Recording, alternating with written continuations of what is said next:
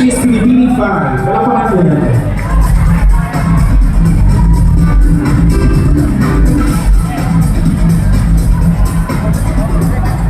Alright, Pilipini 5, pick your lucky question.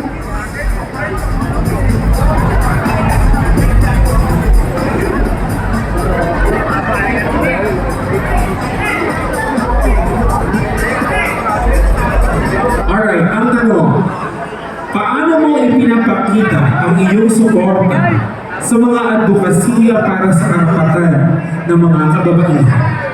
Ulitin ko, paano mo ipinapakita ang iyong suporta sa mga advokasya para sa karapatan ng kababaihan? Maraming salamat sa inyong kapatid.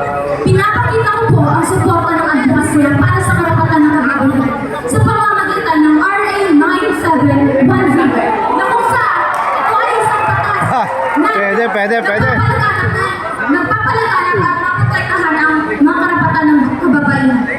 Sa RA 9710 or mas kilala natin, Magna Carta of Women,